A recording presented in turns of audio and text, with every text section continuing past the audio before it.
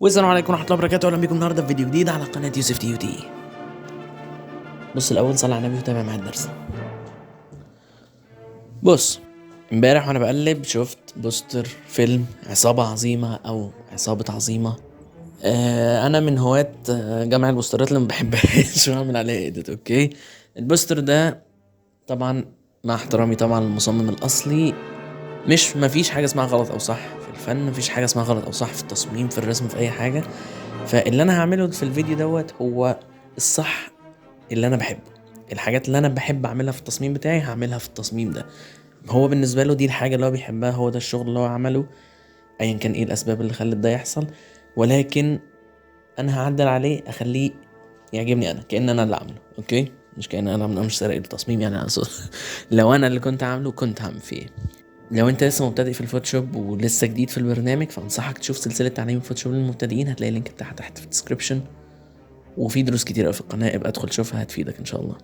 ولو انت عادي كده بقالك كذا سنة بتستخدم برنامج، فاوكي انا معاك هنا بشاركك التجربة ديت. كان في حاجات كتيرة مش عاجباني في التصميم من وجهة نظري.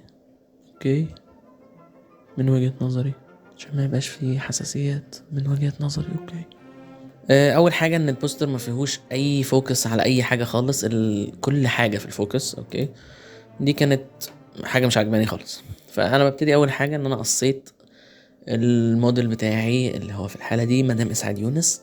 قصيت الميكروباص اللي ورا اللي هو المفروض اسعاف، يعني 3D شكله وحش جدا، يعني هو 3D رديء ومحطوط ورا كده طاير في الجو بسبب الانفجار البعيد جدا جدا عنه اللي فيه شوية نار قد كده.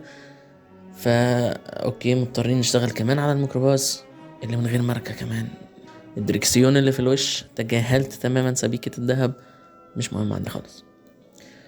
طيب انا قصيت كل ده ليه؟ عشان هشتغل على الخلفيه لوحدها، عايز الخلفيه فاضيه من غير عناصر فيها، عشان انا عايز اعمل الخلفيه تبقى اوت اوف فوكس، او يبقى فيها عزل، او يعني انت عارف يعني ايه فوكس، احنا بقينا سنه 2024 يعني المفروض تبقى عارف انا بتكلم عن ايه. اوكي، تاني حاجه كمان ما كانتش عجباني لون الكتابه الفوشياكا اللي فوق دوت مع الاصفر القريب سيكا سيكا لليموني.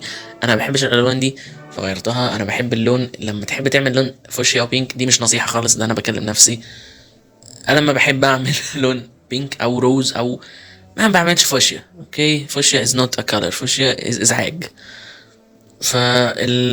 غيرت اللون بتاع الكتابه، خليته بدل فوشياكا كده، خليته اللون اللي انا دايما بعمله في كل التصاميم بتاعتي، اللي هو احمر مايل للبينك شويه، بسميه بقى بطيخي، معرفش اسمه ايه بالانجلش اللون ده. يعني اوكي هما بيسموه بطيخي، انا مش مقتنع برضو بالفكره دي بس كويس. والاصفر اللي تحت خليته اصفر مايل للاورنج سيكا، مش اصفر صح. اوه ماي جاد، الحمد لله. فخليته اصفر مايل للاورنج سيكا. اوكي. اوكي، طبعا اعتراضي الاكبر والاكبر على النضاره اللي محطوطه بين كلمه عصابه عظيمه. I don't know why النضاره دي هنا. اوكي، هي طالعه عاميه في الفيلم، بس النضاره مش مكانها فوق الميم خالص، لان كده بقت كانها يعني عصابه عظيقه، احنا مش عايزينها تتقري كده. فعندنا فرصه نقطتين تحت، ممكن نخليها تبقى عصابه عظيمه عادي بالنقطتين بالنضاره. اوكي.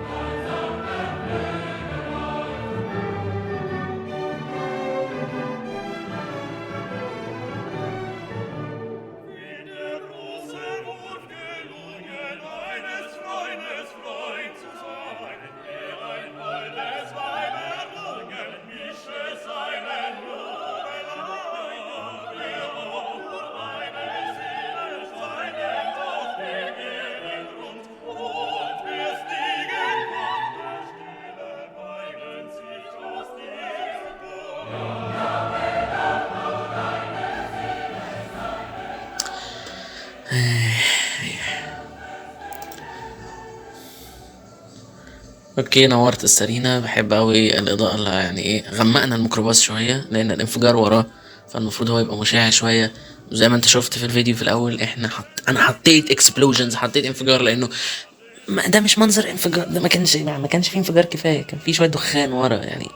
انا عارف الكبابجي بيعمل الدخان ده كتير قوي كده برضو. اوكي، برضو اوكي، اعذروني يا جماعة على طريقة كلامي، انا ما اقصدش اي حاجة لحد، لكن انا في التصميم بتحمق بسهولة، فاهم؟ اوكي اوكي اوكي. نبدأ بقى ايه، نضيف الحركات الجميلة، وهي ان احنا نضيف اضاءة على مدام اسعاد. لو انت متابعني من ساعتين بس هتبقى عرفت انا بعمل الاضاءة دي ازاي. لو انت مش عارف، روح اعرف. اوكي، يا في حدث مضيء ورا الفنان بتاعك، ورا الموديل بتاعك، انا ماليش دعوه الواقعيه بتقول ايه، انا اللي بقول ان هو يجي عليه لون ونور من الاضاءه دي، بس كده، بس مش هقول اكتر من كده، فاهم؟ لير هيو ساتوريشن لونه برتقاني، حطه على البطل بتاعك، حطه على الحواف، حلو جدا. وارجوك اعمل حاجه اسمها ريم لايت. الريم لايت او الاضاءه على الحواف دي او الاضاءه المحيطه دي بتودي العمل في حته تانية، هتشوفه قصادك في الفيديو دلوقتي. اوكي اوكي. مش عايزك تنسى ان كل اعمالي بتنزل على انستجرام @يوسف وتيك توك @يوسف برضه، اللينكات موجوده تحت في الديسكربشن، او ممكن تدور مكتوب قصادك على الشاشه @يوسف. You know why? Cause I'm Batman.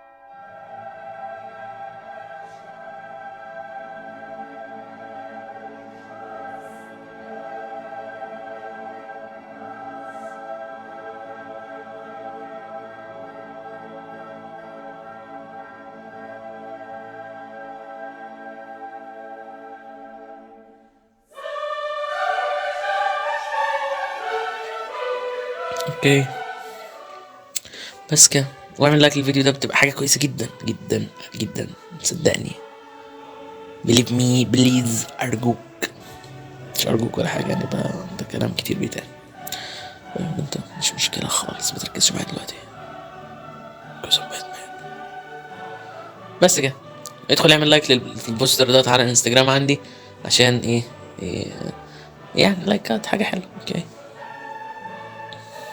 Do you remember this voice? Yeah. نشوفك على خير ان شاء الله في الفيديو الجاي. سبحانك اللهم وبحمدك، اشهد ان لا اله الا انت، استغفرك واتوب اليك. كل سنه وانت طيب. صحيح احنا داخلين على سنه جديده، او دخلنا فيها لما نزل الفيديو ده، مش عارف. اوكي. Happy New Year. Love you.